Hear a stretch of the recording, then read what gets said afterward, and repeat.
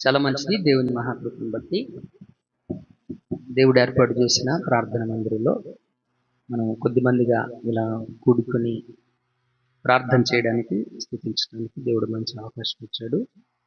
మొదటిగా మీ అందరికీ ఈస్టర్ శుభాకాంక్షలు. Thank you so much. Hallelujah. దేవుని వాక్యాన్ని మనం ధ్యానం చేసుకుందాం. హెబ్రీయులకు రాసినటువంటి పత్రిక 2వ అధ్యాయం 9వ వచనం నేను చెప్తా, నాతో పాటు ఈ మాటలు మీరు చెప్పండి. హెబ్రీయులకు రాసిన పత్రిక 2వ అధ్యాయం 9వ వచనం. దేవుని కృప వలన ఆయన ప్రతి మనుషుని కొరకు మరణము అనుభవించినట్లు దూతల కంటే కొంచెం తక్కువవాడుగా చేయబడిన యేసు మరణం పొందినందున మహిమ ప్రభావములతో కిరీటము ధరించిన వానిగా ఆయనను సూచిస్తున్నాము. కొద్ది మాటలు దేవుడు దీవించిన గాక. ఈరోజు దేవుడు ఏర్పాటు చేసినటువంటి ఈ సందేశం మనం చాలా శ్రద్ధగా విందాము. దేవుని మాటలు చెబుతున్నప్పుడు చాలా శ్రద్ధగా ఆలకించండి, గమనించండి. చాలా ప్రాముఖ్యమైనటువంటి అంశాలు దేవుడు మనతో ఈరోజు మాట్లాడబోతున్నాడు. యేసుక్రీస్తు పునరుద్ధరణై తిరిగి లేచినటువంటి ఒక మహోన్నతమైనటువంటి దినం ఇది. క్రీస్తు లేచిన సందర్భాన్ని జ్ఞాపకం చేసుకొని ఆయన ఎందుకు చనిపోయాడు, ఎందుకు పునరుద్ధరణుడయ్యాడు, ఎందుకు శరీరం ధరించుకున్నాడు, ఈ కారణాలన్నిటిని బట్టి కూడా తెలుసుకొని నేర్చుకొని ఈరోజు అందరూ కూడా దేవుణ్ణి స్తుతిస్తారు, ఘనపరుస్తారు. ఈరోజు మాత్రమే కాదు, ప్రతిరోజు కూడా మనం దేవుణ్ణి స్తుతించి ఘనపరిచే వారిగానే మనము ఉండాలి మిత్రులారా. సరే, చదవబడిన వాక్య భాగాన్ని మనం ఒక్కొక్క వచనాన్ని, దాని భావాన్ని మనం తెలుసుకునే ప్రయత్నాన్ని మనం చేద్దాం. 5 నుంచి 13 వచనాలు మన పాఠం. 5వ వచనం నుంచి 13వ వచనం వరకు ఈరోజు మనం నేర్చుకునే పాఠం. ఈ పాఠంలో ఈ 5వ వచనం నుంచి 13వ వచనం వరకు ఉన్నటువంటి వచనాల్లో మనం ఏమి నేర్చుకోబోతున్నాం అంటే, యేసుక్రీస్తే మనకు నిజమైన లేదా సరి అయినటువంటి రక్షకుడు. క్రీస్తు తప్ప మనకు రక్షణ ఎవరి ద్వారా కూడాను, దేని ద్వారా కూడాను మనకు లేదు. క్రీస్తే మనకు సరిపడిన వాడు, క్రీస్తే మనకు సరైనటువంటి నిజమైన రక్షకుడు. సో ఆలోచించేద్దాం. దానికంటే ముందు నేను ఈ పుస్తకం గురించి, హెబ్రీ పత్రిక గురించి కొన్ని మాటలు చెప్పాలి. హెబ్రీ పత్రికను చదువుతూ ఉన్నప్పుడు శ్రమలు, హింసలు అనుభవిస్తున్నటువంటి క్రైస్తవులకు లేదా విశ్వాసులకు ప్రోత్సాహకరంగా హెబ్రీ పత్రిక ఉంటుంది. ఎందుకనంటే హెబ్రీ పత్రికలో యేసుక్రీస్తు ఎంత శ్రమ పడ్డాడో, శ్రమల్లో యేసుక్రీస్తు ఎలాగున్నాడో, అవన్నీ కూడా మనకు ఎంకరేజ్మెంట్గా, ప్రోత్సాహకరంగా మనకు ఉంటాయన్నమాట. మన ఆత్మీయ జీవితానికి, మన విశ్వాస జీవితానికి మనల్ని ప్రోత్సాహపరిచి మనల్ని ముందుకు నడిపించేటువంటి అంశాలు హెబ్రీ పత్రికలో చాలా ఉన్నాయి, మన ఆత్మీయ జీవితానికి దోహదపడేవి. ఈ పుస్తకంలో ఉన్నటువంటి 13 అధ్యాయాలు మనకేమీ నేర్పిస్తూ ఉంటుంది. ఈ పుస్తకం రాయడం వెనకాల ఈ రైటర్ ఎవరైతే ఉన్నారో, అపోస్తలుడైన పౌలు యొక్క ఉద్దేశం ఏంటి అని అంటే, ఆయన అభిప్రాయం ఒకటి కనపడుతుంది. ఏంటి అభిప్రాయం? విశ్వాసులు విశ్వాసంలో అస్థిరంగా ఉన్నారు. ఎలా ఉన్నారు? విశ్వాసులు ఎలా ఉన్నారు? అస్థిరంగా, విశ్వాసంలో అస్థిరంగా అంటే స్థిరంగా లేరు. అందుకనే ఈ పత్రికను రాస్తూ విశ్వాసం అంటే ఏంటి, విశ్వాసంలో ఎలా ఉండాలి, విశ్వాసం అని దేన్ని అంటారు అనే అంశాలు ఎక్కువ ప్రస్తావించడం అనేటువంటిది మనకి ఈ పత్రిక చదివేటప్పుడు అర్థమవుతుంది. మీకు ఒక మాట జ్ఞాపకం చేస్తాను. విశ్వాసం లేకుండా దేవుని తీసుకుడై ఉండుట అసాధ్యం. ఆ పదం మనకు హెబ్రీ పత్రికలోనే మనకు కనబడుతుంది. ఇంకా చెప్తాడు, దేవుని యొద్దకు వచ్చేవారు, దేవుణ్ణి వెతుకు వారికి ఆయన ఉన్నాడని, తన వెదుకు వారికి ఫలము దయచేవాడని నమ్మాలి కదా. ఇలాంటి పదాలు ఎక్కువగా, విశ్వాసం అనగా నిరీక్షింపబడు వాటి యొక్క నిజ స్వరూపము, అదృశ్యమైనవి ఉన్నవి అనుటట్లు రుజువై ఉన్నది అనేటువంటి మాటలు. తర్వాత విశ్వాస సమూహము గురించి 11వ అధ్యాయంలో పౌలు ప్రస్తావన చేస్తాడు. కాబట్టి ఆయన అభిప్రాయం ఏంటి, ఏ అభిప్రాయంతో, ఏ ఆలోచనతో ఈ గ్రంథాన్ని, ఈ పుస్తకాన్ని రాశాడు అని అంటే, హెబ్రీ సంఘము విశ్వాసంలో అస్థిరంగా ఉన్నారు. ఇది మనకు ఎలా అర్థమవుతుంది అని అంటే, యేసుక్రీస్తు గురించి చెప్పడానికి చాలా సంగతులు ఉన్నాయి, కానీ వినుటకు మీరు మందులై ఉన్నారు అని చెప్పాడు. వినుటకి ఏమై ఉన్నారు? ఆయన గురించి రాయడానికి, చెప్పడానికి చాలా విషయాలు ఉన్నాయి, కానీ వినే విషయంలో వాళ్ళు ఎలాగున్నారు? మందులయ్యి. ఇంకొక మాట చెప్తాడు, రక్తము కారునంతగా పోరాడుటలో మీరు ఇంకా ఎదగలేదు అని. ఓకే, ఇంకొక మాట కూడా చెప్తాడు, విశ్వాసం ద్వారా మనము ఆత్మను రక్షించుకొనుచున్నాము అని. అంటే ఈ మాటలను బట్టి మనకి ఏమర్థమవుతా ఉందంటే, ఆ సంఘంలో ఉన్న విశ్వాసులు మందిరానికి వస్తున్నారు, వాక్యం చదువుతున్నారు, పాటలు పాడుతున్నారు, కానీ వారి విశ్వాస జీవితం స్థిరత్వంగా లేదు. వారి విశ్వాస జీవితం ఎలా లేదు? స్థిరత్వంగా లేదు. లైక్ అటు అన్యజనులు చెప్పిన సిద్ధాంతాలు నమ్ముతున్నారు, దేవుడు చెప్పిన సిద్ధాంతాలు నమ్ముతున్నారు, లేకపోతే ఇంకా ఈ ధర్మశాస్త్రానికి వచ్చిన బోధ చెప్పిన ఏది పడితే అది నమ్మటం అన్నమాట. దీన్ని ఏమంటాం? విశ్వాసంలో సరైన విశ్వాస జీవితము లేకపోవడం అన్నమాట. అది హెబ్రీ పత్రికలో మనకు చాలా స్పష్టంగా కనబడుతుంది మిత్రులారా. అయితే వారికి ఏం చెప్పాలనుకున్నాడు? వారు ఇలా ఉన్నారు కదా, ఇలాంటి పరిస్థితులు వాళ్ళకు ఉన్నాయి కదా, మరి వాళ్ళకి ఏం చెప్పాలనుకున్నాడు? యేసుక్రీస్తు దేవుని కుమారుడు లేదా మనిషి కుమారుడు అని పిలవడం ద్వారా మానవునికి దేవునికి మధ్యవర్తిగా నిలవదగిన ఏకైక వ్యక్తి అని యేసుక్రీస్తుని హెచ్చించాడు. యేసుక్రీస్తుని హెచ్చించాడు. యేసుక్రీస్తు దేవుని కుమారుడు, మనిషి కుమారుడు అని పిలిచారు అందరూ ఆయన, అంతే కదా. సో అలా పిలవడం ద్వారా యేసుక్రీస్తు ఎవరు ఏంటి అంటే, మనకు దేవునికి మధ్య ఒక మధ్యవర్తి, మనకు దేవునికి మధ్యవర్తి అంటే ఆయన ద్వారానే మనము దేవుణ్ణి చేరుకోగలం, ఆయన ద్వారానే మనం దేవుణ్ణి చేరుకోగలం అనే ఉద్దేశాన్ని క్రీస్తు వైపు వాళ్ళని మళ్లించేటువంటి ప్రయత్నం ఈ పత్రికలో అపోస్తలుడైనటువంటి పౌలు చేశాడు మిత్రులారా. ఇంకా కొంచెం ఇంకా ఈ పత్రికను మనం ఈ ఉద్దేశం మనకి ఎక్కడ అర్థమవుతుంది అని అంటే, దేవుని యొద్దకు, ఆయన ద్వారా దేవుని యొద్దకు వచ్చే వారి కొరకు ఆయన విజ్ఞాపన చేయుచున్నాడని ఒక చోట అంటాడు ఈ పత్రికలో. యేసుక్రీస్తు ద్వారా దేవుని దగ్గరికి ఎవరైతే వస్తారో ఆ వచ్చే వారి కొరకు యేసుక్రీస్తు ఏం చేస్తాడంట? విజ్ఞాపన చేస్తున్నాడు అనేటువంటి సత్యాన్ని బయలుపరుస్తాడు. అంటే యేసుక్రీస్తు మనిషికి దేవునికి మధ్యలో మధ్యవర్తిగా ఉన్నాడు. మనల్ని దేవునితో సమాధానపరచగలిగినటువంటి ఏకైక వ్యక్తి యేసుక్రీస్తే. కాబట్టి క్రీస్తు ద్వారా తప్ప మనం పరలోక రాజ్యం సంపాదించుకోలేమనే సత్యాన్ని ఈ పత్రికలో విశదీకరించాడు అనమాట. హల్లెలూయా. అండ్ సంపూర్ణుల మగుట కొనసాగిపోదాం అని చెప్పాడు. సాధ్యమైతే దేంట్లో కొనసాగాలన్నాడు? సంపూర్ణతలోనికి ముందుకు వెళదాం, వెనక్కి వెళ్ళొద్దు, కొనసాగుదాం అనేటువంటి ప్రస్తావన పౌలు ఈ పత్రికలో చేయడం అనేటువంటిది మనం చూస్తూ ఉంటున్నాం మిత్రులారా. ఇక let us come to the text. మనం 2వ అధ్యాయంలోనికి 5వ వచనం నుంచి 13వ వచనం వరకు ఉన్నటువంటి వాక్యాన్ని మనం ధ్యానం చేద్దాం. మనం గమనించినట్లయితే 2వ అధ్యాయంలో మొదటి 4 వచనాలు హెచ్చరిక చేస్తా ఉన్నాడు. రక్షణ నిర్లక్ష్యం చేయొద్దు అని హెచ్చరించాడు. ఏం చెప్పాడండి? వింటున్నారా? రక్షణ నిర్లక్ష్యం చేయొద్దు అని మొదటి 4 వచనాలు 2వ అధ్యాయంలో చెప్పాడు. ఒక మాట మీకు జ్ఞాపకం చేస్తా. ఇంత గొప్ప రక్షణ మనం నిర్లక్ష్యం చేసిన ఎడల ఎలాగో తప్పించుకుంటాం. కాబట్టి దేవుడు అనుగ్రహించినటువంటి రక్షణను మనం నిర్లక్ష్యం చేయకూడదనేటువంటి సత్యాన్ని అపోస్తలుడైనటువంటి పౌలు జ్ఞాపకం చేశాడు. ఎక్కువ తగ్గించు,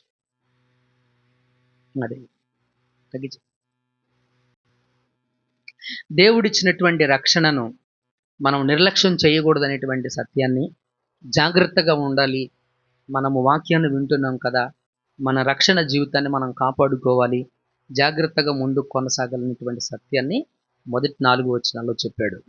ఇంకొంచెం మన టెక్స్ట్ ఏదైతే ఉందో 5వ వచనం నుంచి 8వ వచనం వరకు కనుక మనం చదివితే, యేసుక్రీస్తు సార్వభౌమ అధికారము కలిగిన వాడు అనే సత్యాన్ని చెప్పాడు.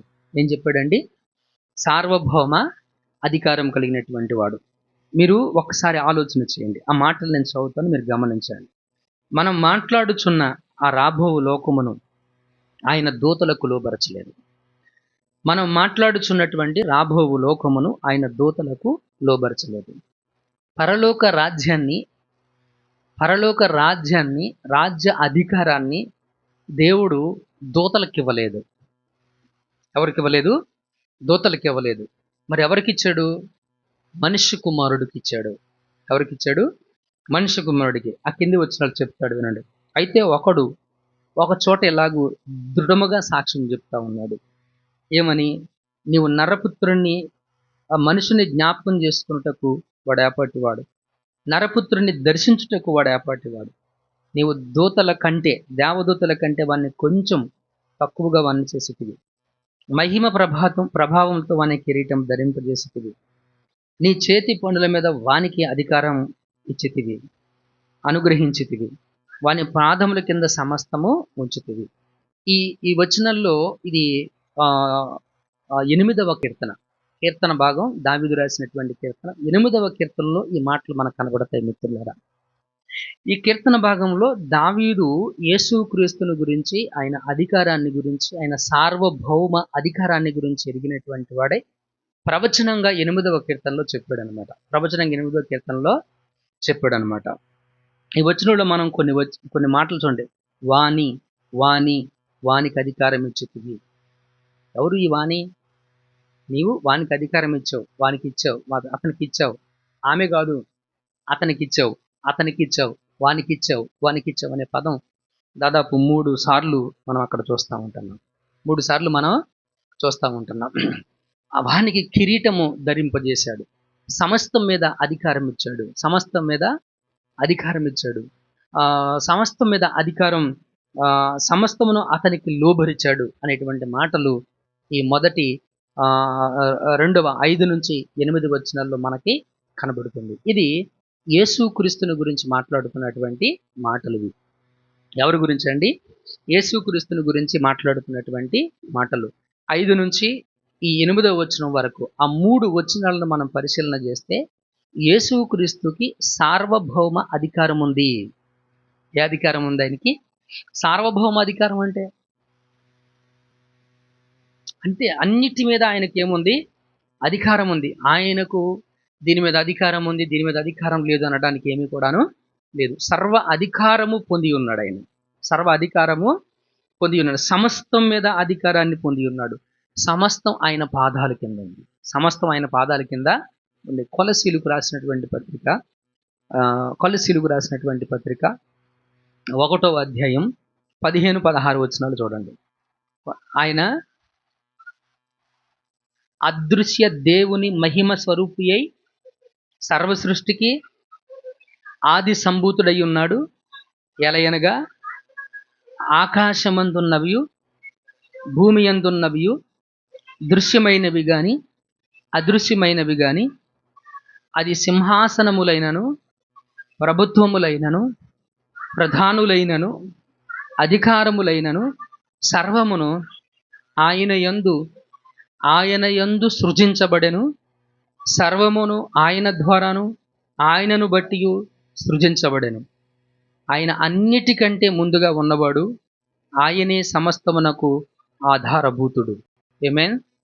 సంఘము అను శరీరమునకు ఆయనే శిరస్సు. ఆయనకు అన్నిటిలో ప్రాముఖ్యము కలుగు నిమిత్తము ఆయన ఆది అయ్యుండి మృతుల్లో నుండి లేచుటలో ఆది సంభూతుడాయను. హల్లెలూయా.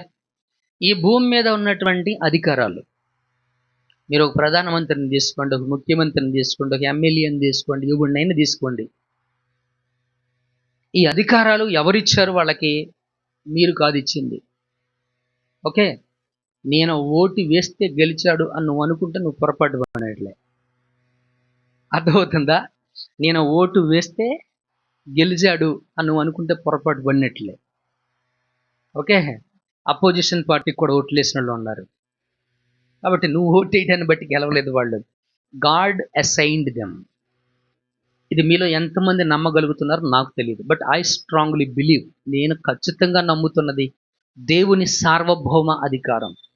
దేవుని సార్వభౌమ అధికారం. ఆయన అధికారము కలిగినటువంటి వాడు. ఆయన నియమించాడు మోదీని, ఆయన నియమించాడు చంద్రబాబుని, ఆయన నియమించాడు రోషన్ కుమార్ని.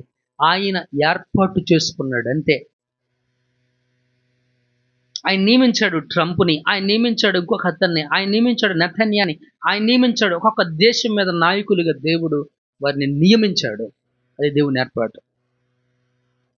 ఇది దేవుని సార్వభౌమ అధికారం. ఆయన ఉంచాలి అనుకుంటే ఉంచుతాడు, తీసేయాలి అనుకుంటే తీసేస్తాడు. ఆయన సార్వభౌమ అధికారం అది. ఆమేన్, హల్లెలూయా. దేవునికి మహిమ కలుగును గాక. కాబట్టి దేవుడు అన్నిటికీ ఆధారభూతుడై ఉన్నాడు.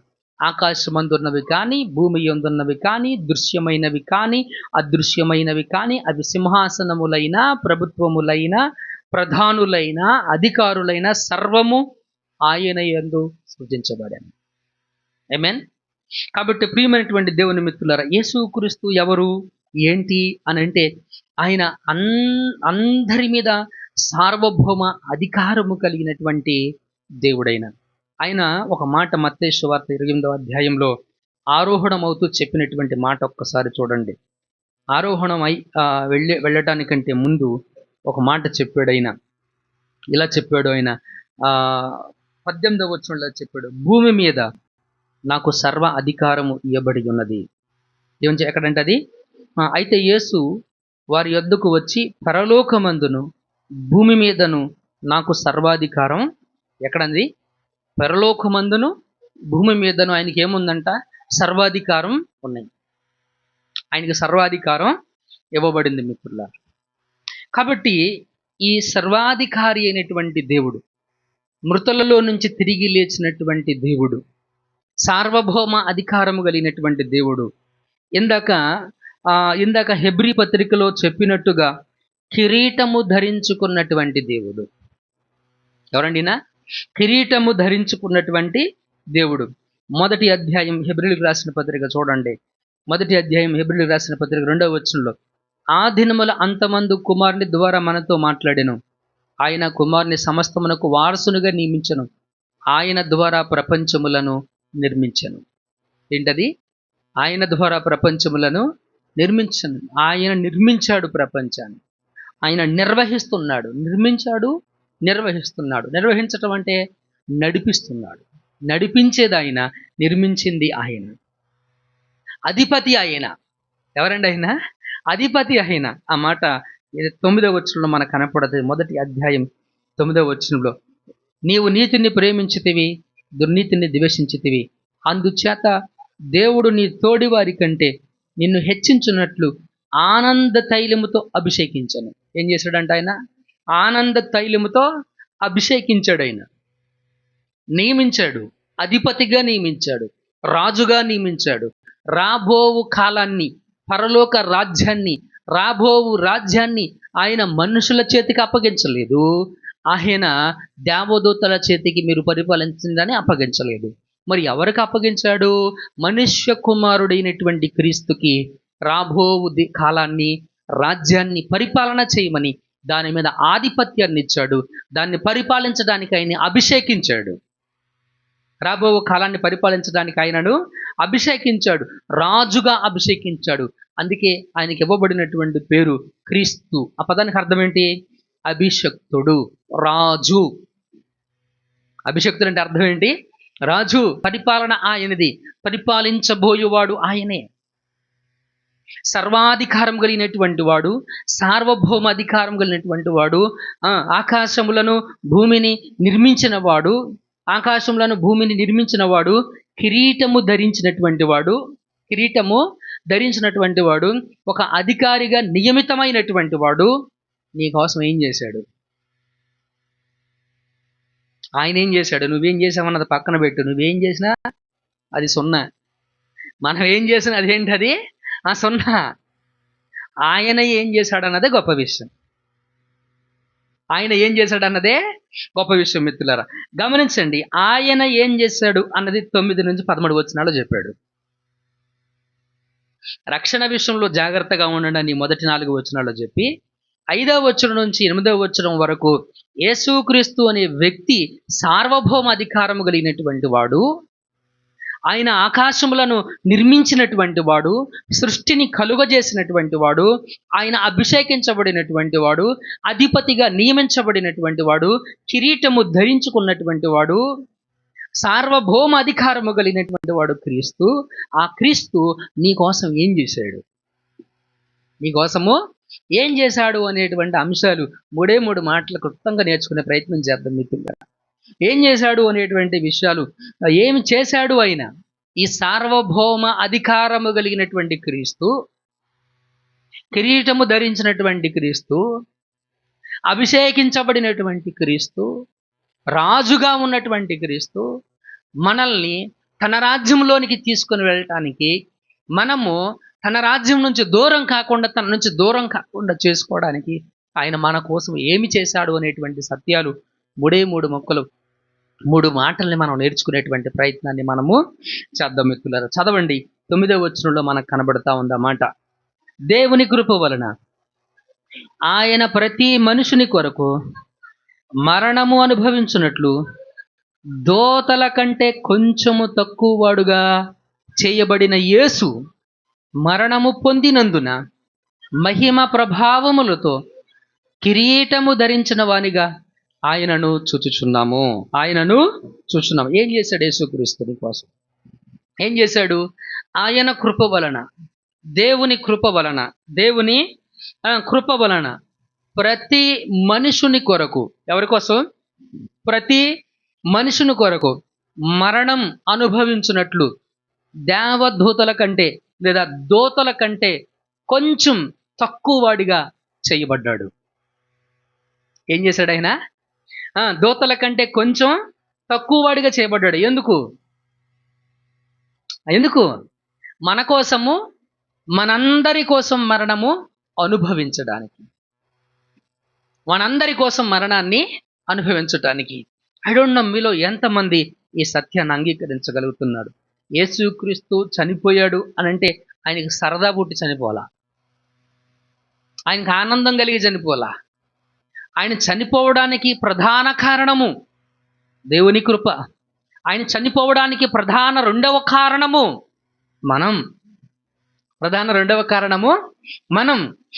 మనము మన అందరి కోసం చనిపోవడం కోసం ఆయన దోతల కంటే కొంచెం తక్కువ వాడిగా చేయబడ్డాడు. మీకు అర్థం కావాలి ఈ మాటలు. ఫిలిప్పీలకు రాసిన పత్రిక 2వ అధ్యాయం తీయండి ఒకసారి. ఫిలిప్పీలకు రాసినటువంటి పత్రిక 2వ అధ్యాయాన్ని ఒకసారి తీద్దాం. 7వ వచనం నుంచి చదువుదాం ఒకసారి. ఎవరిలాగా పుట్టాడినా? మనుషుల పోలికగా పుట్టి దాసుని స్వరూపమును ధరించుకొని తను తానే రిక్తునిగా చేసుకున్నాడు. అర్థం చేసుకోండి ఈ మాటని. ఆయన దోతల కంటే తక్కువ వాడిగా చేయబడ్డాడంట. ఎవరికంటే? దోతల కంటే తక్కువ వాడిగా చేయబడ్డాడు. ఎందుకోసం చేయబడ్డాడు? మనందరి కోసము మరణించడానికి, మనందరి కోసము మరణాన్ని రుచి చూడడానికి ఆయన దోతల కంటే తక్కువ వాడిగా చేయబడ్డాడు. ఆమేన్. ప్రియమైనటువంటి దేవుని మిత్రులారా, ఈ మాటలను మీకు ఏం అర్థమవుతుంది? యేసుక్రీస్తు అనేటువంటి వ్యక్తి, ఆయన దేవుడు. ఆ పై వచనంలో మనకు కనపడుతుంది. ఆయన దేవుడు, ఆయన దేవుని స్వరూపము కలిగిన వాడయ్యుండి. ఎవరైనా యేసుక్రీస్తు దేవుని స్వరూపము కలిగిన వాడయ్యుండి దేవునితో సమానముగా ఉండుట విడిచిపెట్టకూడని భాగ్యమని ఎంచుకోలేదు గాని మనుషుల పోలికగా పుట్టి దాసుని స్వరూపం ధరించుకొని తన్ను తానే రిక్తునిగా చేసుకొనెను. ఆమేన్. రిక్తునిగా చేసుకొనెను. రిక్తుడు అంటే అర్థం ఏంటి? ఏమీ లేకపోవడం అంటే మీకు అర్థం కావాలి. రిక్తుడు అనే పదానికి ఇంగ్లీష్లో ఇలాగడే there is no reputation, you don't keep the reputation అన్నాడు. దానికి అర్థం ఏంటంటే ఆయన కీర్తిని కానీ, ఆయన పేరు కానీ, ఆయన పరువు కానీ, ఆయన ప్రతిష్టతను కానీ, ఆయన హోదాను కానీ, ఆయన స్థాయిని కానీ, ఆయన స్థితి కానీ, ఆయన గౌరవాన్ని కానీ వదులుకున్నాడు. అది రిక్తునిగా చేసుకోవడం అంటే ఏంటది? అది రిక్తునిగా చేసుకోవడం. అవన్నీ విడిచేశాడు. అవన్నీ ఏం చేశాడు ఆయన? విడిచిపెట్టేశాడు. మన భారతదేశంలో కులం అనే దరిద్రం ఒకటి ఏడ్చింది కదా. ఎక్కువ కులం వాడు తక్కువ కులం అమ్మాయిని చేసుకోవాలంటే వాడికి ఏం అడ్డం వస్తుంది? ఆ? అహంకారమేనా? చెప్పరేంటండి బాబు, లేనట్టు మాకు ఆ ఫీలింగ్ లేదన్నట్టు చెప్తారేంటి? అవునా కదా? ఆ, ఏం అడ్డం వస్తుంది? కులహంకారం, హోదా. ఏంటది? హోదా, స్థాయి. నీ కుల పరిధులు దాటి స్థాయి కిందకి రాగలవా? స్థాయి కిందకి నువ్వు రాగలవా? నువ్వు రాలేవు, కానీ దేవుడు నీ కోసం వచ్చాడు. మీకు అర్థం కావడం కోసం చిన్న సన్నివేశం చెప్తానండి. ఒక తల్లి దాదాపు 6 అడుగులు ఎత్తుంది. చిన్న పిల్లోడు పొట్టతో పాగుతున్నాడు. వాడు ఏడుస్తున్నాడు, పొట్టతో పాగుతున్నాడు, ఏడుస్తా ఉన్నాడు. ఇంత ఎత్తున్నటువంటి తల్లి, అరే నేను వంగలేను గాని గబాలను వచ్చిన సంకలో కూర్చో అంటదా? ఒంగుని తీసుకోవాలి అంటే ఏం చేయాలి? ఆ పిల్లోడిని ఎత్తుకోవాలంటే ఆ పిల్లవాడు ఏ ప్లేస్లో ఉన్నాడు ఆ స్థలం దాకా తనేమవ్వాలి? ఒంగాలి. తగ్గాల్సిందే అక్కడ, అది రూల్, అది అంతే కదా. ప్రభునందు ప్రియమైనటువంటి మిత్రులరా, నిన్ను నిన్ను నిన్ను నీ అంతటా నువ్వు పైకి రా, పరలోకానికి రా, అది చెయ్యి, ఇది చెయ్యి, అలా వ్రతం చెయ్యి, ఇలా ఉపవాసం ఉండు, లేకపోతే ఇంకొకటి రాసుకో, కొబ్బరి నుండి రాసుకో, తాగిత్తు కట్టుకో, ఈ ఎత్తు కట్టుకో అని దేవుడు చెప్పలా నీకు. ఆయన ఏం చేశాడు అనంటే, ఆయన తన్ను తాను, ఆయన గౌరవాన్ని, ఆయన హోదాను, ఆయన స్థితిని సమస్తాన్ని కూడాను, ఆయన సమస్త హోదాను కూడాను పక్కన పెట్టేసి కేవలం నీ కొరకు. మరణం అనేది దేవునికి లేదు. దేవుని యొక్క లక్షణాలను మనం గమనించినట్లయితే, ఆయనకున్నటువంటి లక్షణాల్లో మరణం అనేటువంటి లక్షణం దైవత్వానికి లేదు.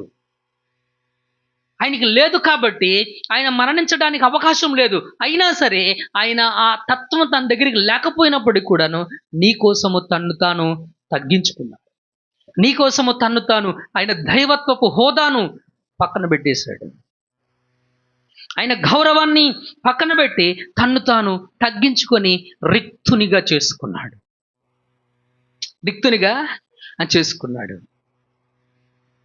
నీ కోసం తన్ను తాను తగ్గించుకున్నాడు. దాసుని స్వరూపమును ధరించుకున్నాడు. ఆయన ఎవరి రూపాన్ని ధరించుకున్నాడు? దాసుని స్వరూపాన్ని. ఎవరిది దాసుని స్వరూపం? ఎవరిది? నీది నాది దాసుని స్వరూపం. మనం దాసులుగా బ్రతుకుతున్నాం. దేనికి దాసులుగా బ్రతుకుతున్నాం? పాపము చేయు ప్రతివాడు పాపమునకు దాసుడై ఉన్నాడు. పాపం చేసే ప్రతివాడు పాపమునకు దాసుడు. నేనెవరికి దాసుడు కాదు పాస్టర్ గారు, నేనెవరి దగ్గర పని చేయట్లేదు పాస్టర్ గారు అని అనుకుంటున్నావేమో. But you are under the sin. నీవు పాపము యొక్క అధికారము కింద నువ్వు ఉన్నావు. అపవాది యొక్క దాస్యత్వము కింద నీ జీవితం కొనసాగుతూ ఉంది. ఇది నీకు అర్థమైతే బాగుండు.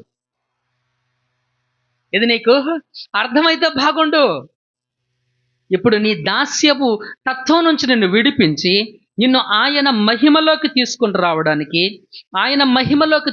రావడానికి దేవుడు ఏం చేశాడు అనంటే, సార్వభౌమాధికారం కలిగినటువంటి క్రీస్తు, కిరీటము ధరించినటువంటి క్రీస్తు, అభిషేకించబడినటువంటి క్రీస్తు నీ కోసం మరణించి నిన్ను నీ దాస్యము నుంచి నిన్ను విమోచించి నిన్ను మహిమలోకి తీసుకొని రావడానికి ఆయన నీ కోసం నా కోసం మరణం రుచి చూడడానికి తన్ను తాను దేవదూతల కంటే తక్కువ అనిగా చేసుకున్నాడు. ఆమేన్. హల్లెలూయా, హల్లెలూయా. కొరింథీ పత్రిక 2 కొరింథీ 8-9 చదవండి. 2 కొరింథీ 8వ అధ్యాయం 9వ వచనం.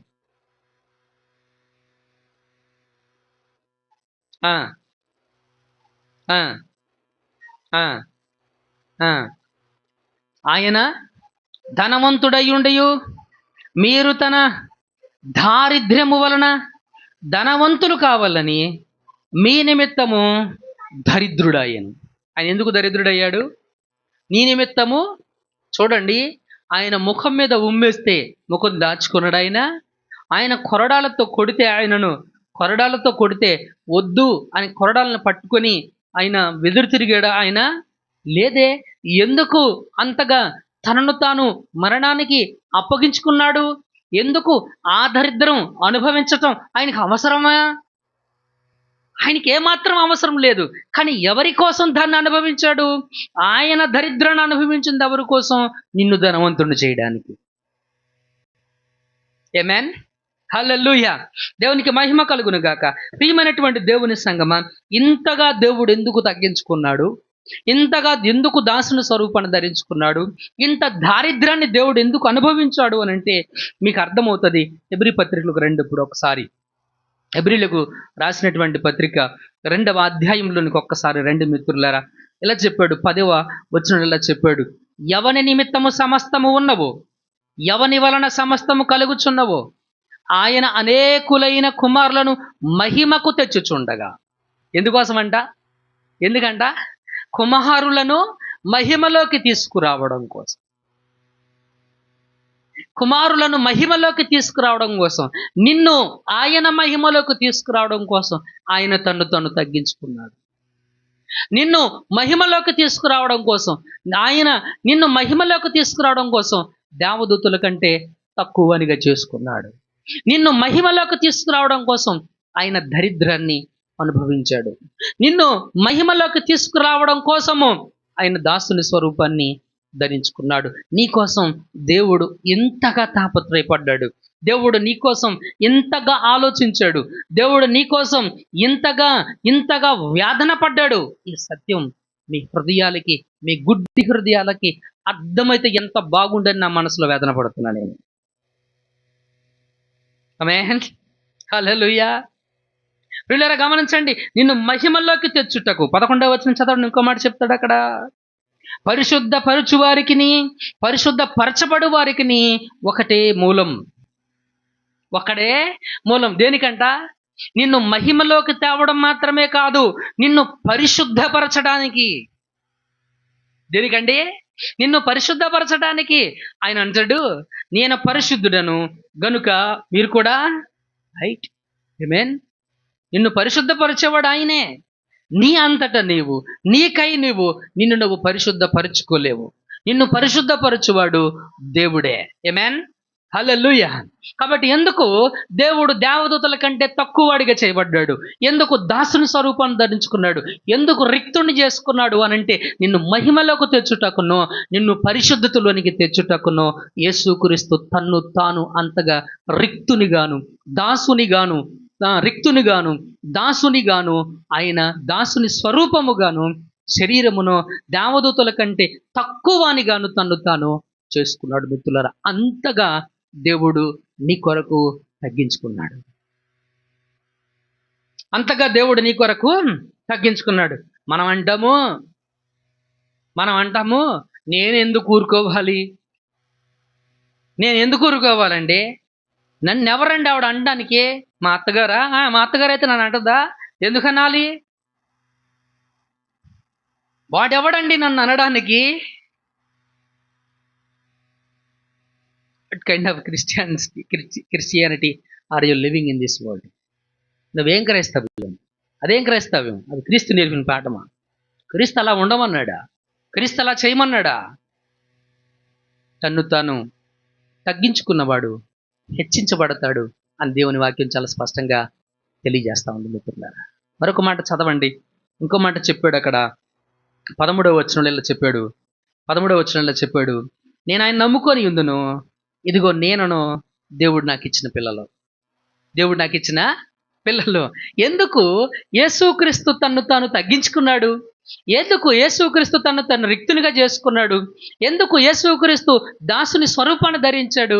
ఎందుకు యేసుక్రీస్తు దేవదూతల కంటే తక్కువనిగా చేయబడ్డాడు? ఎందుకు యేసుక్రీస్తు దేవదూతల కంటే తక్కువనిగా చేయబడి నీ కోసం ఎందుకు మరణించాడు అనంటే, నిన్ను పరిశుద్ధపరచడానికి ఒక కారణమైతే, నిన్ను మహిమలకు తెచ్చుటకు రెండవ కారణమైతే, నిన్ను ఆయనకు కుమారుడిగా చేసుకోవాలన్నదే దేవుని ఆలోచన. నిన్ను ఆయనకి ఏం చేయాలనుకున్నాడు? కుమారుడుగా. ఎఫెసీలకు రాసినటువంటి పత్రిక మొదటి అధ్యాయం, మొదటి అధ్యాయం చదవండి. 4వ వచనం ఎట్లనగా, తన ప్రియుని యందు తాను ఉచితముగా మనకు అనుగ్రహించిన తన కృపామహిమకు కీర్తి కలిగినట్లు తన చిత్త ప్రకారమైన దయా సంకల్పము చొప్పున యేసుక్రీస్తు ద్వారా తనకు కుమారులుగా స్వీకరించుటకై మనలను ముందుగా తన కోసము నిర్ణయించుకొని. ఆమేన్, హల్లెలూయా. దేవుడు నిన్ను యేసుక్రీస్తు ద్వారా దేవుడు నిన్ను కుమారులుగా స్వీకరిస్తున్నాడు. తల బాదుకొని, నెత్తి బాదుకొని, నోరు బాదుకొని, ఆహా, ఎందుకు మీకు ఇంత గట్టి గట్టిగా అరిచి చెబుతున్నామంటే మాకు మెంటల్ వచ్చి కాదు. ఏంటది? మాకు మెంటల్ వచ్చి కాదు, లేకపోతే మీ వలన మేము ఏదో సంపాదించేసి గొప్పళమైపోదామని కాదు. యేసుక్రీస్తు నమ్మండి, యేసుక్రీస్తు నమ్మండి, విశ్వాసం ఉంచండి. ఎందుకు ఎంత ఆవేదనతో మీరు వినినను వినకపోయినను. ఈరోజు ఉదయం ఒక మాట నేర్చుకున్నాం. మగ్దలేని మరియ యేసుక్రీస్తు పునరుద్ధరణుడే తిరిగి లేచాడని శిష్యులకు చెబితే వాళ్ళు నమ్మలేదంట. యేసుక్రీస్తు పునరుద్ధరణుడే తిరిగి లేచాడని చెబితే ఆమె మాటలు వాళ్ళకి ఎలా కనపడినాయి అంట? పిచ్చి మాటలుగా అనిపించినాయి అంట. వెర్రిదాని మాట్లాడినట్టు మాట్లాడుతున్నావు అని అన్నారంట. నా మాటలు మీకు వెర్రితనంగా అనిపించవచ్చు, నా మాటలు మీకు నమ్మసక్యంగా నమ్మడానికి మీకు ఇబ్బందిగా అనిపించవచ్చు. బట్ ఇది సత్యం. మీరు అంగీకరించుట వలన ఆయన దేవుడు అవడు. ఆయన దేవుడు కాబట్టి మిమ్మల్ని అంగీకరించమంటున్నాను. ఆయనకు సార్వభౌమ అధికారం ఉంది కాబట్టి ఆ సార్వభౌమ అధికారం కలిగినటువంటి వాడే నిన్ను ఎక్కడుండాలో నిర్ణయిస్తాడు. నిన్ను ఎక్కడుండాలో నిర్ణయిస్తాడు. ఆ సార్వభౌమ అధికారం కలిగినటువంటి దేవుడు నీకోసము తన్ను తాను తగ్గించుకొని దేవదూతల కంటే తక్కువగా చేయబడి రిక్తునిగా చేసుకొని దాసుని స్వరూపం ధరించుకున్నాడు. దేనికోసం అంటే నిన్ను మహిమలోకి తెచ్చుటకు, దేనికోసం అంటే నిన్ను పరిశుద్ధపరచుటకు, దేనికోసం అంటే నిన్ను కుమారులుగా చేసుకోవడానికి. ఆమేన్, హల్లెలూయా. ఇది మొదటి కారణం. రెండవ కారణాన్ని చూడండి ఒకసారి. హెబ్రీలకు రాసినటువంటి పత్రిక 2వ అధ్యాయాన్ని మనం చూద్దాం. 14వ వచనంలో ఇలా చెప్పాడు, కాబట్టి ఆ పిల్లలు రక్త మాంసములు గలవారైనందున ఆ ప్రకారమే మరణము యొక్క బలము గలవారని, అనగా అపవాదిని మరణం ద్వారా నశింపజేయుటకును జీవితకాలమంతయు మరణ భయం చేత దాస్యమునకు లోబడిన వారిని విడిపించుటకును ఆయన కూడా రక్త మాంసములలో పాలివాడాయను. సార్వభౌమ అధికారము కలిగినటువంటి దేవుడు, అభిషేకించబడినటువంటి వాడు, సృష్టికర్త అయినటువంటి దేవుడు, సృష్టికి ఆధారభూతుడైనటువంటి దేవుడు యేసుక్రీస్తు కిరీటం ధరించినటువంటి వాడు నీకోసం తన్ను తాను దగ్గించుకొని నీకోసము నిన్ను మహిమలోకి తెచ్చుటకును, పరిశుద్ధలోకి తెచ్చుటకును, నిన్ను కుమారులుగా స్వీకరించుటకును దేవదూతల కంటే తక్కువడిగా చేయబడే మరణం పొందటం మాత్రమే కాదు, కానీ ఆయన ఏం చేశాడు అని అంటే మిత్రులరా, ఆయన రక్త మాంసములలో పాలివాడయ్యాడు. ఏమయ్యాడంట? రక్త మాంసములలో పాలివాడయ్యాడు. ఆయన అక్కడి నుంచి చెప్పొచ్చు. మీరు ఏ గ్రంథమైనా తీయండి, ఏ పుస్తకానైనా మీరు చదవండి, దేవుళ్ళుగా పరిగణించబడుతున్నారు. దూరం నుండి చెప్పి చేపించారు. కానీ నా దేవుడు నిన్ను అర్థం చేసుకున్నటువంటి దేవుడు, నీ మనసెరిగినటువంటి దేవుడు నీలాంటి వాడయ్యాడు. ఎలా అయ్యాడు? నీలాంటి వాడు అయ్యాడు. ఆయన కుక్కలో దూరి కుక్కతో మాట్లాడలా. నీకు అర్థమైందా? ఆయన కుక్క స్వరూపాన్ని ధరించుకోలా, ఆయన జంతువు స్వరూపాన్ని ధరించుకోలా, ఆయన పాములో మాట్లాడలా. అవన్నీ మృగాలు, వాటికి ఏమీ తెలియదు, వాటికి జ్ఞానం లేదు. పాముకి జ్ఞానం లేదు, ఆవుకి జ్ఞానము లేదు. అవి నీతో మాట్లాడవు, అవి నీ కోసం ఏమీ చెయ్యలేవు. నిన్ను రక్షించడానికి, నిన్ను కాపాడడానికి నీలాంటి వాడయ్యాడు. రక్త మాంసములలో పాలివాడయ్యాడు. ఏమయ్యాడండి ఆయన? రక్త మాంసములలో పాలివాడయ్యాడు. ఇది మీకు అర్థం కావాలి. ఆయన రక్త మాంసములను పాలివాడు కావడానికి, అంటే నీలాగా నాలాగా ఒక శరీరాన్ని ధరించుకోవడానికి కారణం ఏంటి? ఏది కారణం? ఏది మూల కారణం? మూల కారణం ఏంటి అని అంటే నువ్వు నేను మిత్రులరా అక్కడ చెప్పాడు, చదవండి. మరణము ద్వారా అపవాదిని నశింపజేయుటకును, ఇది ఇక్కడ నుంచి ఈ పాయింట్ కాడ నుంచి, జీవిత కాలమంతయు మరణమునకు మరణ భయము చేత దాస్యమునకు లోబడిన వారిని విడిపించుటకు. దీనికంట జీవిత కాలమంతయు మరణ భయము చేత దాస్యమునకు లోబడిన వారిని విడిపించడానికి ఆయన రక్త మాంసములలో పాలివాడయ్యాడు. మీ అందరికీ తెలిసిన చాలా విషయాలు ఉన్నాయి. మీరు మాట్లాడాలంటే చాలా అంశాలు ఉన్నాయి. మీ ఇంట్లో తరచుగా జ్వరాలు వస్తే మీకేదో కీడు వచ్చిందని అంటారు. ఏ భయం అది? ప్రాణభయమే కదా, అవునా కదా? ప్రాణభయమే కదా.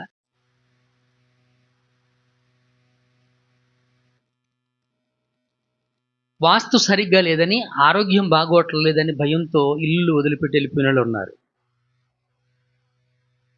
ఇంకా కొంచెం డీప్గా చెప్పాలంటే, ఎవరైనా ఒక మనిషి చనిపోతే ఆ మనిషి చనిపోయిన ఇంట్లో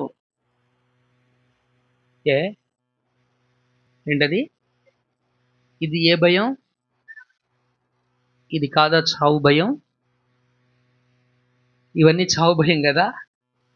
యేసుక్రీస్తు రక్త మాంసంలో పాలివాడు ఎందుకు అయ్యాడంటే ఆ భయం నుంచి నిన్ను విడిపించడానికి. ఆ భయం నుంచి నిన్ను విడిపించడానికి. ఆ భయం వలన నువ్వు దేనికి దాస్యుడు అయ్యావు అనంటే ఈ లోకము యొక్క మూలపాఠాలు. ఈ లోకము యొక్క మూలపాఠాలు. నువ్వు చనిపోతావు, నువ్వు చచ్చిపోతావు అని భయాన్ని నీలో కలుగజేసింది నీ పాపం. నీ పాపం. ఈ పాపానికి ఉన్నటువంటి బలం ఎవరు అనంటే అపవాది. ఈ పాపానికి ఉన్నటువంటి బలం ఎవరండి? అపవాది. నీ బలం ఎవరు? అప్పుడప్పుడు మనం అంటాం, నా బలం నా కొడుకు. ఓకే, పాపానికి ఉన్న బలం ఎవరు? అపవాది. అపవాది నీకు లేనిపోని ప్రేరణలను కలుగు చేసి, అర్థం పర్థం లేనటువంటి ప్రేరణలను నీకు కలుగు చేసి, నీలో మరణ భయాన్ని, నువ్వు పాపములో పడిపోయేటట్లు చేసి, నువ్వు పాపం చేసేటట్లుగా నిన్ను చేసి, నిన్ను మరణానికి నిన్ను అప్పగిస్తూ ఉంటుంది. మిత్రులారా, విచిత్రమైనటువంటి విషయం, బాప్తిజం తీసుకున్న వాళ్ళు కూడాను, యేసుక్రీస్తు నమ్మినటువంటి వాళ్ళు కూడాను ఇంకా ఇలాంటి మూఢ విశ్వాసాల్లో, ఇంకా ఇటువంటి మరణ భయంలో బ్రతుకుతున్నారు. ఇది చెప్పుకోవడానికి కూడా సిగ్గు, అసహ్యాన్ని కలిగిస్తుంది. సిగ్గును, అసహ్యాన్ని కలిగిస్తుంది. ఎప్పుడు మారుతావు? ఎప్పుడు మారుతావు? నీ జీవితం ఎప్పుడు మారుద్ది? ఎప్పుడు మార్చుకోగలుగుతావు నీ జీవితాన్ని? ఎప్పుడు సరి చేసుకుంటావు నీ విశ్వాసాన్ని? నీ విశ్వాసాన్ని ఎప్పుడు సరి చేసుకుంటావు మిత్రమా? ఒక్కసారి నువ్వు ఆలోచించవలసినటువంటి అవసరత నీకుందని ప్రభువుని బట్టి నేను మీకు తెలియజేస్తూ ఉంటున్నాను మిత్రులారా. కాబట్టి ఆయన రక్త మాంసములను ధరించుకున్నాడు. ఎవరైనా సార్వభౌమ అధికారము కలిగినటువంటి దేవుడు. ఎందుకు రక్త మాంసాలు ధరించుకున్నాడు?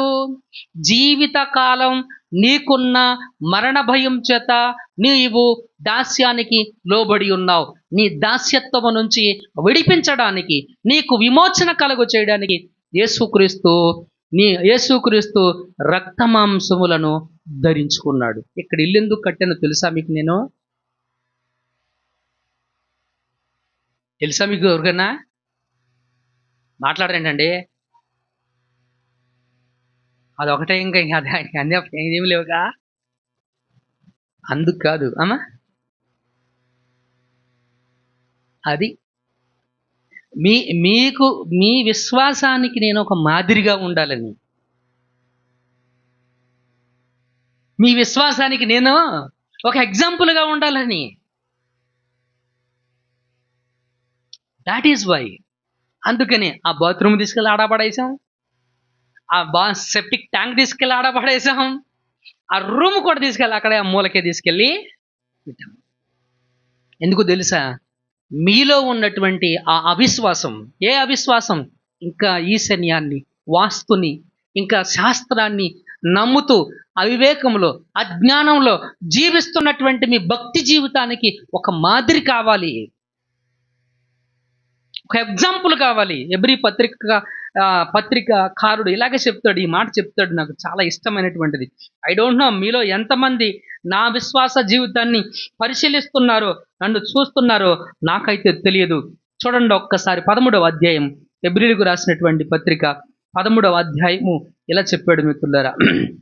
7వ వచనంలో, మీకు దేవుని వాక్యాన్ని బోధించి మీ పైన నాయకులుగా ఉన్న వారిని జ్ఞాపకం చేసుకొని వారి ప్రవర్తన ఫలమును శ్రద్ధగా తలంచుకొనుచు వారి విశ్వాసమును అనుసరించుడి. మీరు అంటారు, ఆయన ఎలాగుంటే మాకెందుకండి, మాకు వాక్యం బోధిస్తున్నాడు. ఏంటది? ఎంత చెడ్డ మాట అది.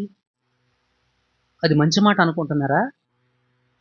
ఆయన ఎలాగుంటే మాకెందుకండి, వాడు తిరుగుబోతైతే మాకెందుకు, వాడు త్రాగుబోతైతే మాకెందుకు, మాకు వచ్చి నీతి మాటలు చెప్తున్నాడు.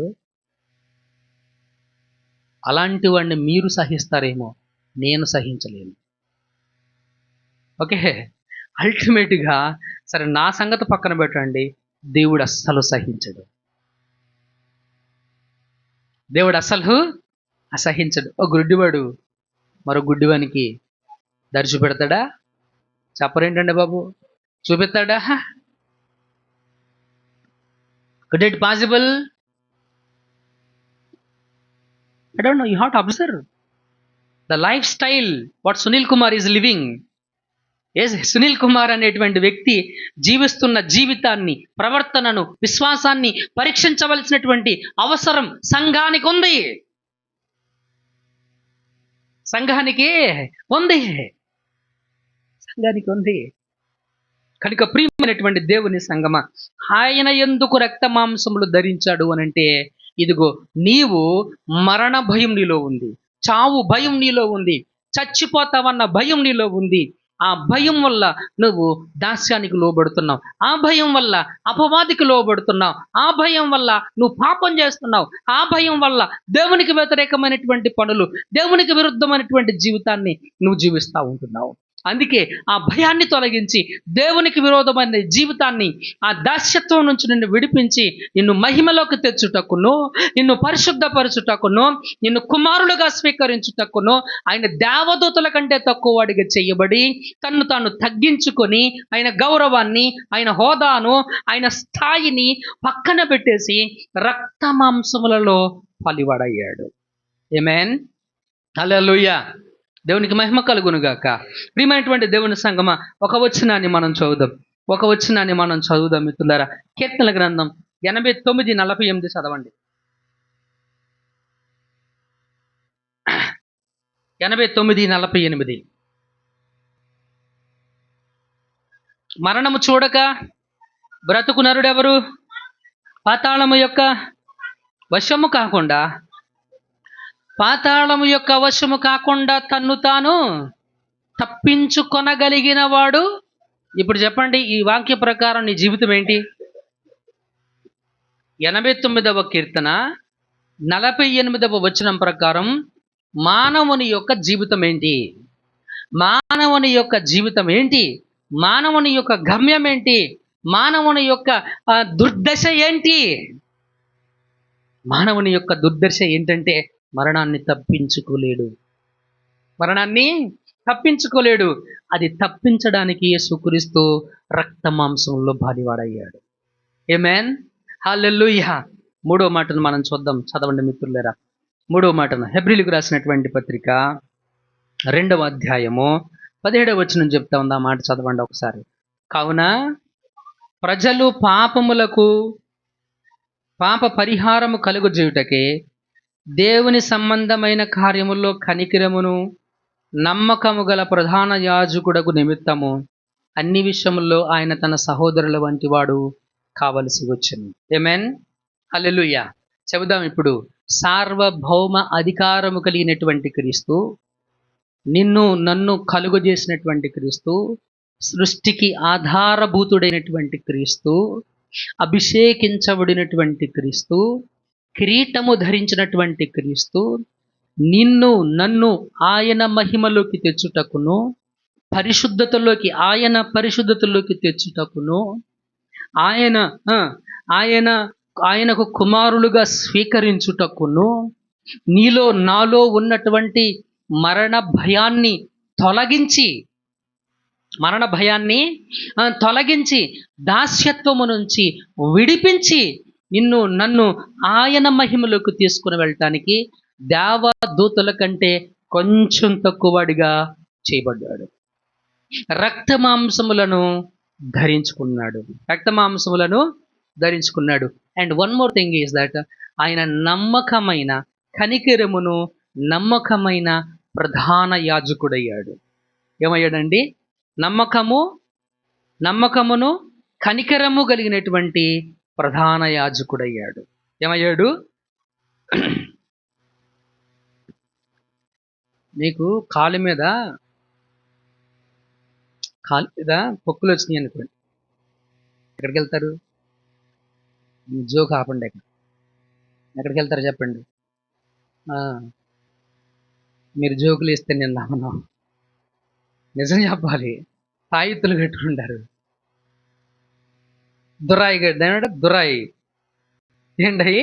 దురాయి అయినా దాన్ని మంత్రజ్ఞుల దగ్గరికి మీరు వెళతారు. ఆడేం చేస్తాడు? ఆడు తిడతాడో తెలియదు, పొగుడతాడో తెలియదు, ఆడు ఏదో అంటాడు. మంత్రాలకి చింతకాయలు రాలవు. అయినా సరే వాడి దగ్గరికి మనం వెళతాం. అవునా కదా? మీ ఇంట్లో ముహూర్తం పెట్టాలంటే ఎవరి దగ్గరికి వెళ్తారు? అంటే మనం వెళ్ళాలండి, మామూలుగా పూజారి దగ్గరికి వెళతాం. ఆ పూజారులు ఎవరు కూడాను, లేకపోతే ఈ మంత్రగాళ్ళు ఎవరు కూడాను నీ మీద ఎలాంటి కనికరం చూపించరు.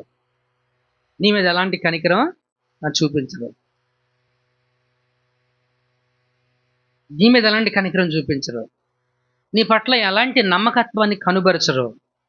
కానీ యేసుక్రీస్తు అనే ప్రధాన యాజకుడు ఎలాంటి వాడంటే నమ్మకస్తుడు, కనికరం కలిగినటువంటి ప్రధాన యాజకుడు.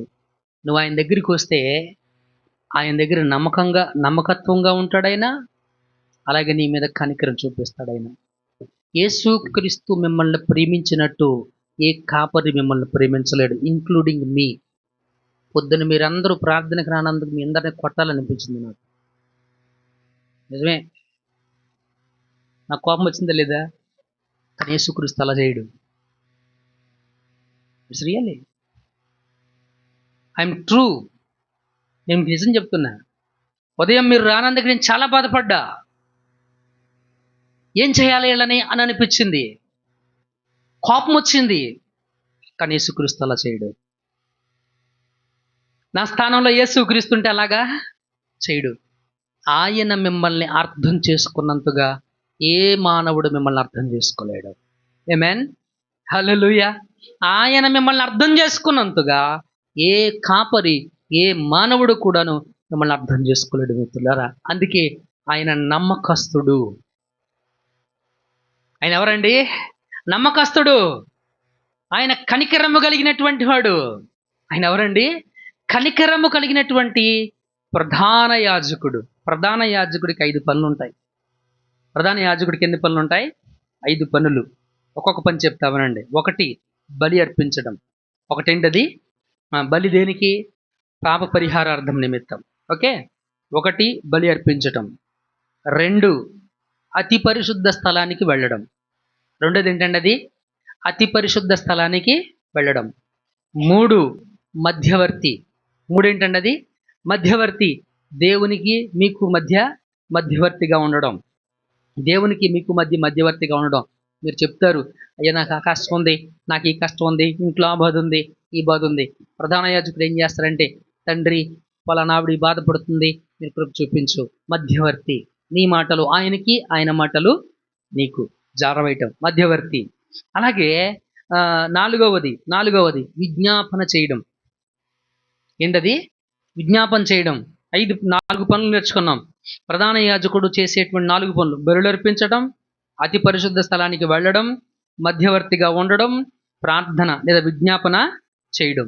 5వది ఆత్మీయ విషయాలను పర్యవేక్షించడం. ఏంటది? ఆత్మీయ విషయాలను పర్యవేక్షించడం అంటే ఏంటి? పొద్దున్న మీరు రాలేదు, ఇప్పుడు నేను అడిగా చూసారా? అడిగానా అడగలేదు మిమ్మల్ని? అది పర్యవేక్షించడం. అలా అలా మిమ్మల్ని అడిగాను అనుకోండి, మీలో కొంతమంది కోపాలు వస్తాయి. వచ్చినా పర్వాలేదు, ఏమైంది కొడతారా? కొడితే కొట్టండి, చేసేదేముంది? ఏమండి, కొడితే కొట్టండి, చేసేదేముంది? ఎందుకు రాలేదు?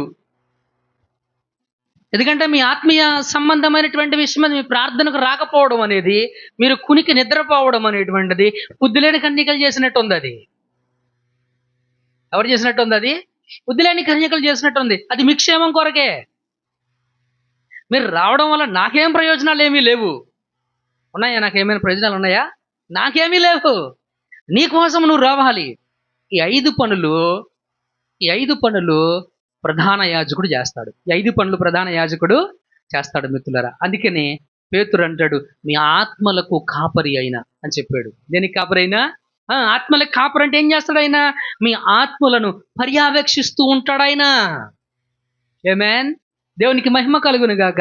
మన ఆత్మలకు కాపరి అయిన పర్యవేక్షిస్తూ ఉంటాడు ఆయన. ఆయన ప్రధాన యాజకుడు ఎందుకు అయ్యాడు అని అంటే కారణాలు చెప్పాడు అక్కడ. ఈ ప్రధాన యాజకుడు చేయాల్సినటువంటి పనులు ఇవి. మరి దేవుడు, సార్వభౌమాధికారం కలిగినటువంటి దేవుడు ప్రధాన యాజకుడు ఎందుకు అయ్యాడు అని అంటే అక్కడ చెప్పాడు ఒక మాటను, ప్రజల పాపములకు పరిహారము కలుగుజేయుటకు. దేనికోసం ప్రధాన యాజకుడు అయ్యాడంట? ప్రజల పాపములకు పరిహారము కలుగు చేయుటకు. సాధారణంగా మనుషుల్లో నుంచి ఏర్పాటు చేయబడినటువంటి ప్రధాన యాజకుడు, మీరు ఒక కోడో, ఒక గొర్రెనో, లేకపోతే ఒక వేటపోతనో తీసుకుని వస్తే దాన్ని తీసుకొని మీ పాప పరిహారం చేసేటువంటి వాడు. కానీ ఈ ప్రధాన యాజకుడు ఏం చేశాడంటే తన్ను తానే పాప పరిహారార్థ బలిగా అర్పించుకున్నాడు. అంటే ఇక నువ్వు చెయ్యాల్సిన పని లేకోకుండా తానే సమస్త కార్యాన్ని సఫలం చేశాడు. ఆమేన్. హల్లెలూయా. దేవునికి మహిమ కలుగును గాక. కాబట్టి ప్రియమైనటువంటి దేవుని సంగమం, ఈరోజు ఈ పునరుద్ధాన ఆరాధనలో, ఈ పునరుద్ధాన సందేశంలో యేసుక్రీస్తు ప్రభు నామాన్ని బట్టి మీ అందరికీ నేను చివరిగా తెలియజేసేటువంటి మాటలు ఏంటనంటే, నువ్వు ఎవరివైనా సరే, నువ్వు ఏమై ఉన్నా సరే, నువ్వు ఎంతటి వాడవైనా సరే యేసుక్రీస్తు అనే వ్యక్తి చేతిలో నీ జీవితం ఉంది. యేసుక్రీస్తు అనే వ్యక్తి చేతిలో నీ జీవితం ఉంది. ఆయన సార్వభౌమ అధికారము కలిగినటువంటి దేవుడు. సార్వభౌమ అధికారం కలిగినటువంటి దేవుడైన ఆయన చేతిలో నీ జీవితం ఉంది. ఆయన ద్వారానే నువ్వు పరలోకమైన, నరకమైన, ఆయనే నిన్ను పరలోకానికి పంపించాలన్నా ఆయనే, నిన్ను నిత్య నరకానికి పంపాలన్నా ఆయనే, నిన్ను నరకం నుంచి తప్పించాలన్నా ఆయనే, నిన్ను నరకంలోకి త్రోసేయాలన్నా ఆయనే. కాబట్టి ఈ సార్వభౌమ అధికారము కలిగినటువంటి క్రీస్తు, అభిషేకించబడిన క్రీస్తు, కిరీటము ధరించినటువంటి క్రీస్తు నీ కోసం ఏం చేశాడు? నీ కోసం ప్రాతినిధ్యాన్ని వహించి ఆయన ఏం చేశాడు అనంటే మిత్రులరా, నిన్ను ఆయన పరిశుద్ధతలో కలుపుకోవడానికి, నిన్ను ఆయనకు కుమారులుగా స్వీకరించడానికి, నిన్ను ఆయన మహిమలోకి తెచ్చుటకు జీవితకాల మరణ భయంతో దాస్యానికి లోబడిన నిన్ను విడిపించడానికి రక్తమాంసంలో పాలివాడయ్యి ప్రధాన యాజకుడుగా తన్ను తానే పరిహారంగా నీ పాపములకు అర్పించుకొని నీ పాపములకు విమోచన కలుగజేసి ఆయన చనిపోయి సమాధి చేయబడి 3వ దినమున పునరుద్ధానుడై తిరిగి లేచాడు మిత్రులారా. హల్లెలూయా. కాబట్టి నువ్వు యేసుక్రీస్తుని అంగీకరించావా, నీ మరణం నుంచి, నీ తీర్పు నుంచి నువ్వు తప్పించుకుంటావు. యేసుక్రీస్తుని అంగీకరించలేదా, మరణము నుంచి నువ్వు తప్పించుకోలేవు. కీర్తనాకారుడు 89లో చెప్పినట్టుగా, 48వ వచనంలో చెప్పినట్టుగా, మరణము రుచి చూడక బ్రతుకు నరుడు ఎవడు? నిన్ను తప్పించేవారు ఎవరు కూడాను లేరు. నిన్ను కాపాడేవాడు ఎవరు కూడాను లేరు. క్రీస్తునందు నువ్వు విశ్వాసం ఉంచవా, నువ్వు తప్పించుకోగలవు. ఆయన చెప్పాడు, నా యందు విశ్వాసం ఉంచిన వాడు నశించక నిత్య జీవం పొందుతాడు. నా యందు విశ్వాసం ఉంచినటువంటి వాడు మరణంలో నుంచి జీవములోనికి దాటాడు. నా యందు విశ్వాసం ఉంచినటువంటి వాడు తీర్పులోకి రాక మరణంలో నుంచి జీవములోనికి దాటి ఉన్నాడు. నా యందు విశ్వాసం ఉంచిన వాడు చనిపోయినను బ్రతుకుతాడు, చనిపోయినను బ్రతుకుతాడు. కాబట్టి అల్టిమేట్గా యేసుక్రీస్తే మనందరికీ రక్షకుడై ఉన్నాడు గనక ఇంకా ఇక్కడ ఎవరైనా క్రీస్తునందు విశ్వాసం ఉంచకపోతే, క్రీస్తును అంగీకరించకపోతే ఇది మీ అందరికీ మిక్కిలి అనుకూలమైనటువంటి మంచి సమయం. ఒకవేళ రక్షించబడినటువంటి వారు మీ రక్షణ విశ్వాస జీవితంలో మీరు నిర్లక్ష్యంగా ఉన్నట్లయితే దేవుని ఉగ్రత నుంచి నువ్వు కాపాడుకోలేవు. దేవుని ఉగ్రత నుంచి నువ్వు కాపాడుకోలేవు. యేసుక్రీస్తు త్యాగాన్ని నువ్వు జ్ఞాపకం చేసుకోవాల్సిన అవసరత నీకెంతైనా ఉందని ప్రభు పేరట నేను మీకు మనవి చేస్తూ ఈ మాటలు ముగిస్తూ ఉంటున్నాను. కళ్ళు మూసుకోండి, ప్రార్థన చేద్దాం. కళ్ళు మూసుకోండి, అందరూ ప్రార్థన చేయండి. ముఖ్యంగా యవన పిల్లలు మీరు కళ్ళు తెరవద్దు.